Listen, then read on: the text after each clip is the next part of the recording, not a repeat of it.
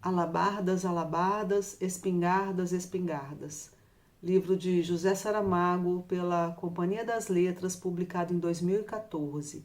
Esse é um livro póstumo, uma vez que, lamentavelmente, nós perdemos nosso querido José Saramago em junho de 2010. Esse livro trata da história de um homem chamado Arthur Paz Semedo. Observe o nome dele, Arthur Paz Semedo. Paz Semedo, sem medo, que na verdade é algo que Arthur Paz Semedo não é. Ele nem vive em paz e ele nem é um homem sem medo. Arthur Paz Semedo, ele trabalha numa fábrica de armamentos, né? E ele trabalha no setor de faturamento de armamentos ligeiros. E o sonho da vida dele é ser promovido para o setor de armamentos pesados. Arthur Paz Semedo é um homem fraco, um homem burocrata, um homem que não tem iniciativa, um homem que cumpre a sua função sem pensar, sem refletir, sem discutir. Ou seja, é um homem que faz lembrar muito um outro personagem, né? Esse real, que é retratado nesse livro por Hannah Arendt, que é Eichmann, cujo desfecho, né, da observação da Hannah Arendt sobre o julgamento desse homem que levou à morte dos judeus durante a Segunda Guerra, fez com que ela trouxesse a discussão sobre a banalidade do mal. Quando eu li esse livro, me fez pensar muito sobre o Arthur Paz Semedo enquanto um desses sujeitos que alimenta essa banalidade do mal, porque ele não vê problema nenhum em trabalhar numa fábrica que produz instrumentos para a morte. O Arthur, ele era casado com uma mulher. O nome dela é Berta. Era Berta, porque ela mudou de nome. Ela trocou o nome, porque Berta também é o nome de um canhão alemão que jogou bombas em Paris durante a Primeira Guerra. E Berta não se conformava de ter esse nome e trocou de nome. Ela passa a ser chamada como Felícia, né, por sua própria vontade. Por quê? Porque Berta é uma militante pacifista. E Berta, apesar de a gente dar a entender que ela gosta ainda do Arthur Paz Semedo e que ele também gosta dela, mas ela abandona o Arthur Paz Semedo porque ela não se conforma. Como é possível que uma pessoa possa desenvolver o seu ofício numa fábrica de armamentos e em nenhum momento questionar o que se produz lá e as consequências disso? Como militante pacifista, isso é demais para Felícia e ela abandona o Arthur Paz Semedo.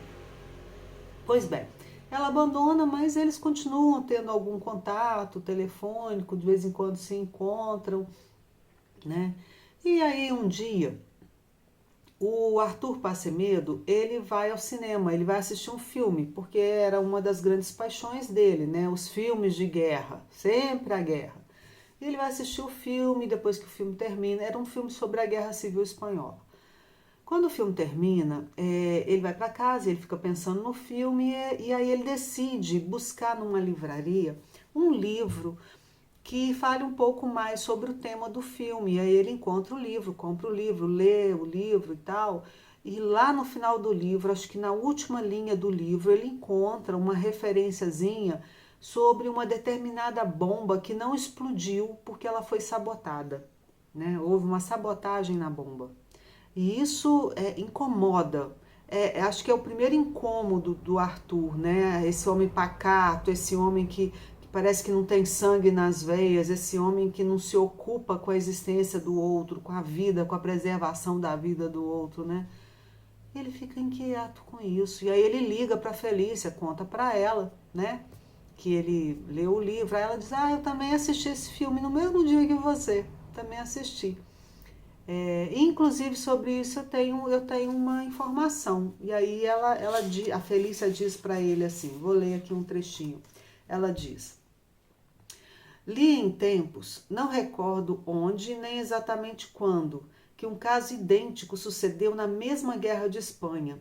Um obus que não explodiu tinha dentro um papel escrito em português, que dizia: "Esta bomba não rebentará." Aí o Arthur Passemedo diz: "Isso deve ter sido obra do pessoal da fábrica de Braço de Prata, eram todos mais ou menos comunistas, né?" Então ele vai dizer que isso é coisa de comunista, né? Fazer com que uma bomba não exploda é coisa de comunista, né? E aí eles conversam sobre isso e aí ela diz para ele: "Olha, você trabalha numa fábrica, você devia começar a investigar sobre isso.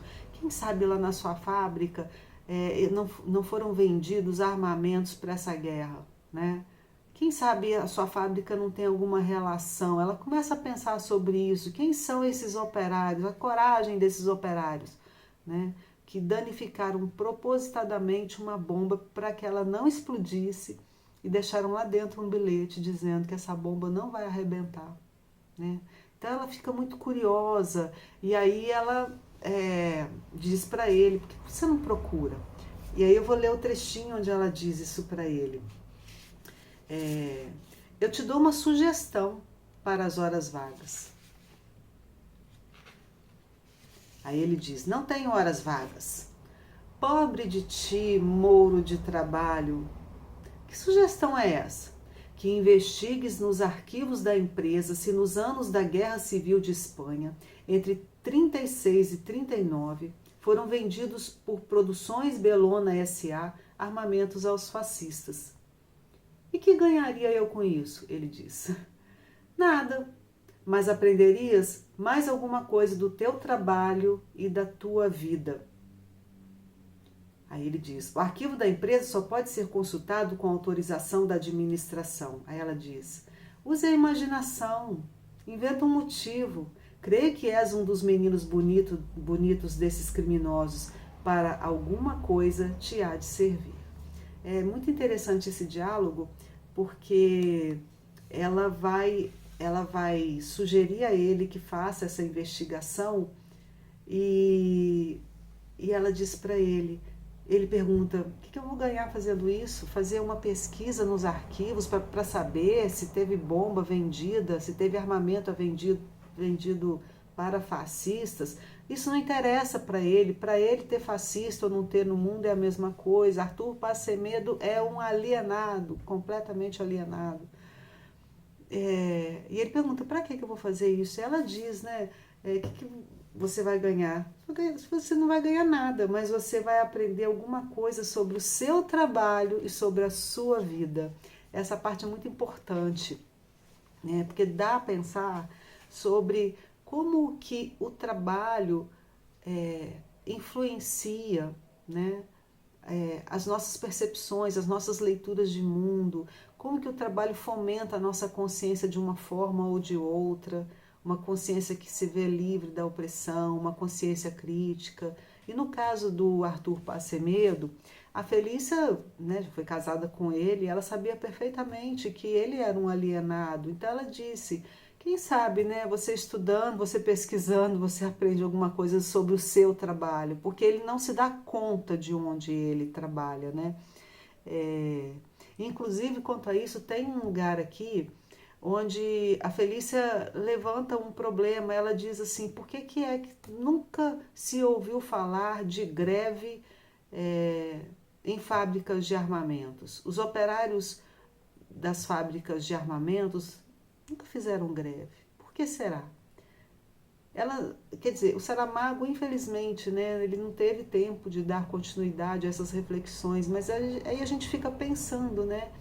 A gente já conhece aqui um pouquinho do Arthur Passemedo, a gente sabe que o que o ambiente do trabalho, a prática que ele exerce, o que isso provocou na consciência dele, e como ele é um sujeito inerte. E aí vem essa outra questão: por que não tem greve?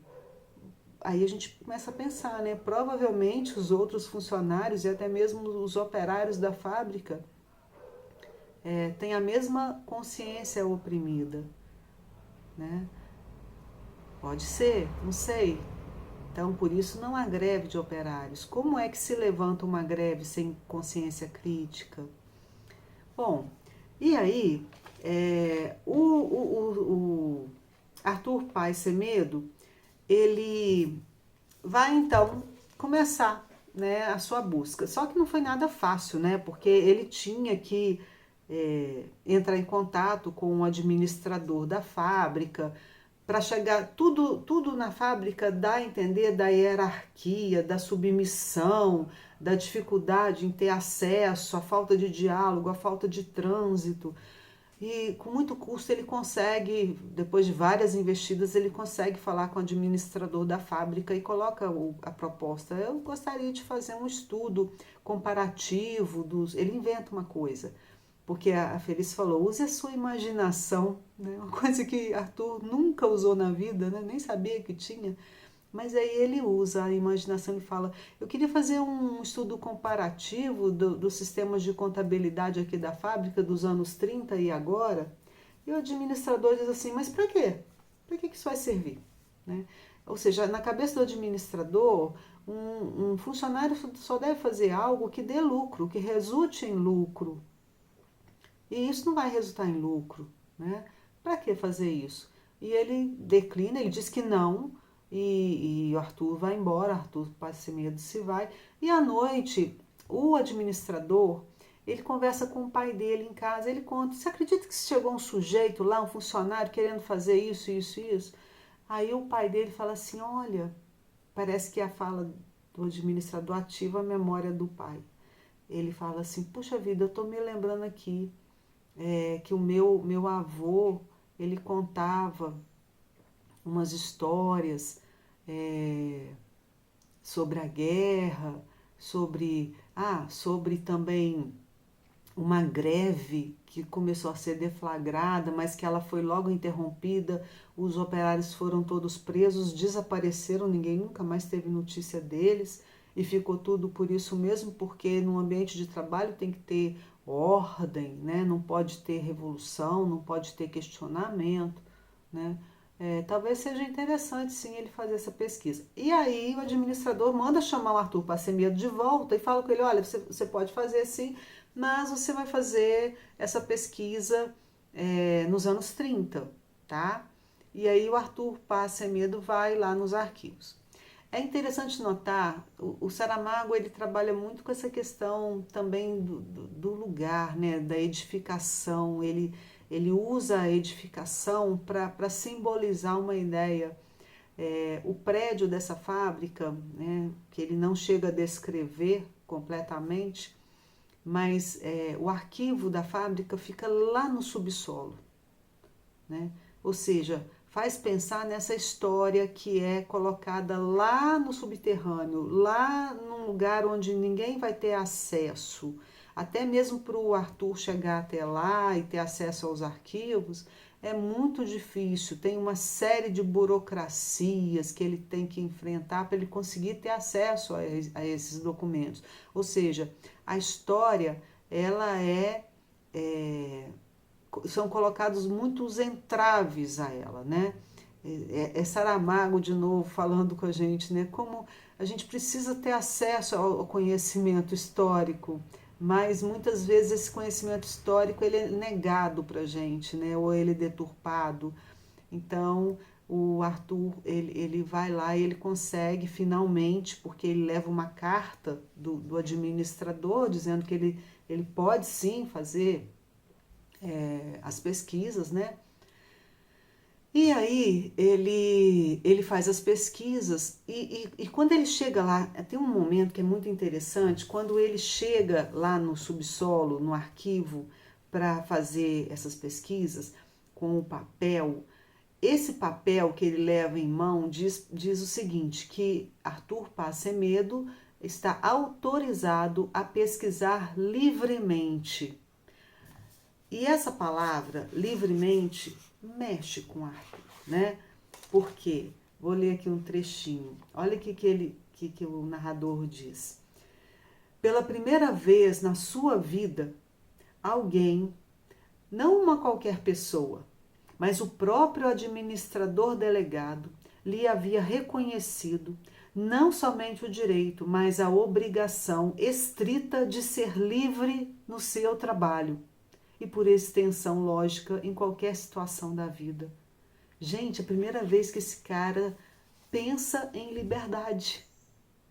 Um cara que passa 20 anos no setor de faturamento de uma fábrica de armamentos, pela primeira vez ele pensa na liberdade. Eu posso fazer isso livremente, eu posso pesquisar do jeito que eu quiser, né? Então o livro traz várias pistas de mudanças do Arthur, né? Quando a Felícia diz para ele que essa pesquisa vai fazer com que ele entenda o trabalho e a vida dele. Quando ela diz para ele usar a imaginação e ele inventa uma mentira para poder chegar nos arquivos. Quando ele recebe esse papel dizendo que ele pode ser livre no trabalho. Mas infelizmente o livro não tem fim, né? Ele termina mais ou menos aqui. Tem mais alguns acontecimentos, mas infelizmente a gente não tem acesso, né? Porque nosso querido Saramago se foi. Mas mesmo assim é um livro que vale muito a pena ler, tá? Porque ele dá a pensar nessas questões tão importantes da burocracia, da hierarquização, da opressão, da alienação, da libertação, né? A gente não sabe o que vai acontecer com Arthur Passemedo. Eu gosto muito de imaginar que ele, durante as suas buscas, ele vai construindo a sua consciência crítica. Eu tenho essa esperança, sabe, de que isso está acontecendo com Arthur Passemedo e que a Felícia, inclusive, tem algumas pistas aqui que mostram que ela percebe uma mudançazinha nele, né? Então, é um livro que me faz lembrar muito, não tem nada a ver, mas faz lembrar muito o Geminal do Zola, que eu li também, que traz a história de um sujeito que vai trabalhar numa mina de carvão, e esse sujeito também é bem alienado, mas quando ele começa a trabalhar, quando ele começa a se relacionar com os operários, ver as condições de vida dos operários, ele vai desenvolvendo sua consciência de classe, né? E aí eu fico muito com a esperança de que Arthur Passemedo, nessa busca, também desenvolva a consciência de si, a consciência de classe. Bom, é um livro que tem, no final, tem as notas, algumas anotações do próprio Saramago para o livro, tá? Que a gente lê com um coração bem apertado, que são as anotações dele, né? E tem 3 textos de apoio que ajudam muito também. É um livro que eu sugiro a vocês. Alabardas, alabardas, espingardas, espingardas.